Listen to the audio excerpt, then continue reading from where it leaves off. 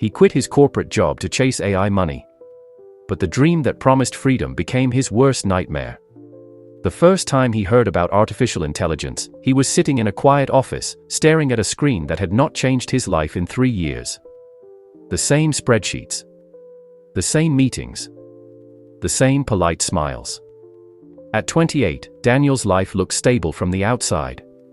A corporate job. A steady paycheck. A clean apartment in the city. But inside, he felt trapped in a slow, invisible prison. Every morning, he woke up at 6:30. Every night, he slept with a quiet anxiety he could not explain. It wasn't that he hated his job. He hated the feeling that his life would never change. Then one evening, everything shifted. He was scrolling on his phone after work when he saw a video. A young man, barely older than him, smiling in front of a luxury car. The caption read, "I made $27,000 this month using AI. Quit your job before it's too late." Daniel paused. He watched the video once, then twice. Then again. The man explained how artificial intelligence was replacing jobs. How people who learned it early were getting rich. How this was a once-in-a-generation opportunity. Daniel felt something he had not felt in years. Hope. That night, he did not sleep. He searched everything. AI side hustles.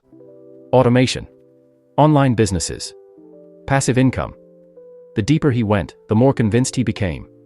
This was his escape. Within weeks, his routine changed. He woke up earlier, he stayed up later. He stopped watching TV. He stopped meeting friends. His world became tutorials, forums, and success stories. People were posting screenshots of earnings. $5,000. $10,000. $50,000. The numbers felt unreal. But the comments were filled with people saying the same thing. "This changed my life." Daniel believed them. He told himself, "If they can do it, I can too." The first time he made money, it was only 60 thrios. But it felt like a million.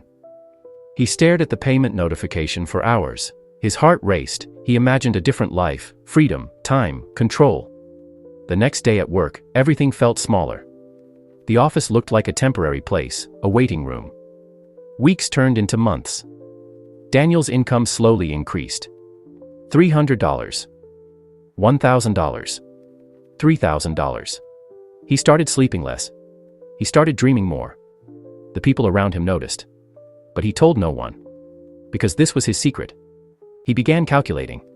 If this continues, I can quit. He opened spreadsheets and projected his future. 6 months to freedom. 1 year to wealth. He imagined telling his boss. He imagined walking out. He imagined proving everyone wrong. One morning, after a sleepless night, Daniel made the decision that would change everything. He resigned. No backup. No safety. Only belief. For the first time in his life, he felt powerful. But he didn't realize something. The numbers he was seeing were not the truth. At first, quitting felt like freedom. Daniel woke up without an alarm. No rush. No meetings. No pressure. For a few weeks, life felt perfect. His income kept rising.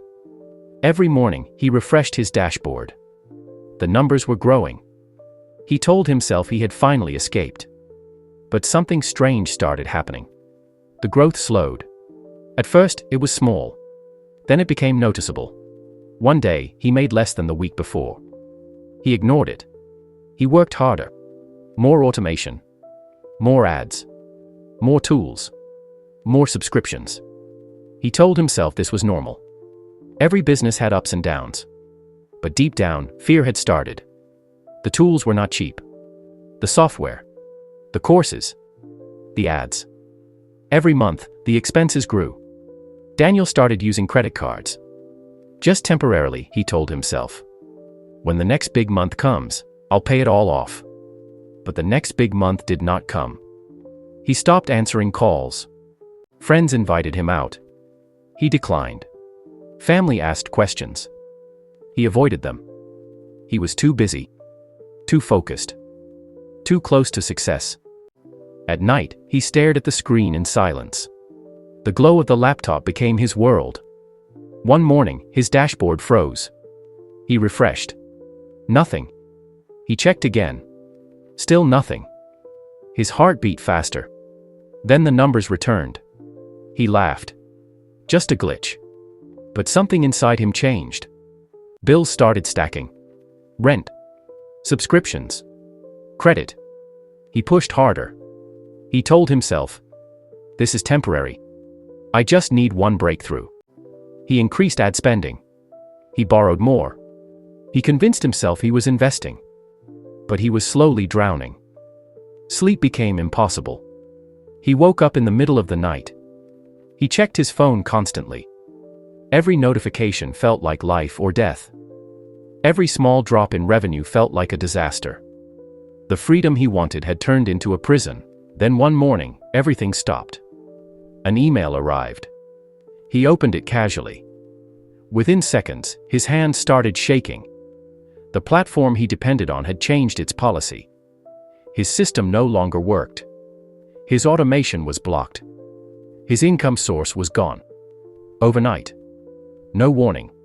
No backup. No protection. Just silence. He refreshed his dashboard again and again. But the numbers did not move. For the first time in months, he felt something worse than fear. He felt emptiness. For 3 days, Daniel did nothing. He sat in his apartment. The same apartment that once felt like freedom now felt like a cage. The silence was unbearable. His bank balance dropped every day. The reality became clear. He was not rich. He was in debt. He opened his accounts. The numbers were terrifying. Credit cards. Loans. Subscriptions. He realized something painful. The income he celebrated had been temporary. But the expenses were permanent. Daniel did not know who he was anymore. He had left his job. He had burned his safety. He had believed the dream. Now he had nothing. He avoided mirrors. He avoided people. He avoided himself. One night, he sat in darkness.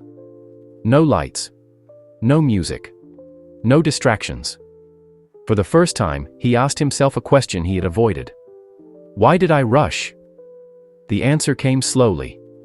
Because he was not chasing money. He was running from fear. Fear of being average. Fear of being left behind.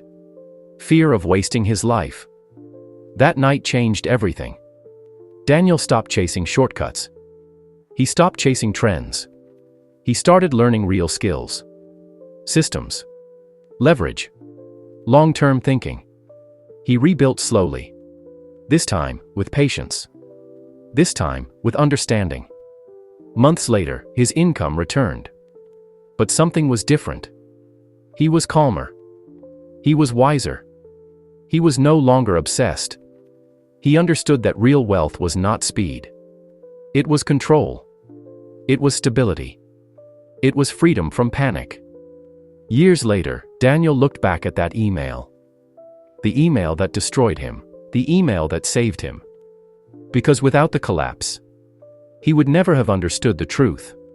The fastest money often builds the weakest foundation. And sometimes, losing everything is the only way to build something real. If you have ever felt pressure to succeed fast, if you have ever compared your life to others, if you have ever chased shortcuts, then this story is for you. Because the real question is not how fast you can make money. The real question is, can you keep it? Comment real if you want more psychological money stories like this. And subscribe to Unspoken Finance. Because here, we don't just talk about money. We talk about the truth behind it.